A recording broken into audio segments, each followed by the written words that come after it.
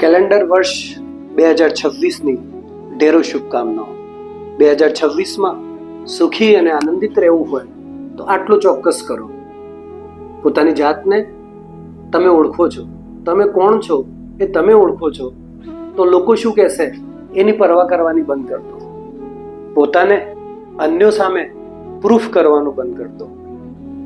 Revenge એટલે કે બદલો લેવો એ વેસ્ટ ઓફ એનર્જી અને વેસ્ટ ઓફ ટાઈમ છે. જરૂર લાગે તો આવા લોકોને પોતાના જીવનમાંથી ડિલીટ કરી દો. જીવનમાં સંઘર્ષ અને સમસ્યાઓ હોય જ છે, દરેકના જીવનમાં હોય જ છે.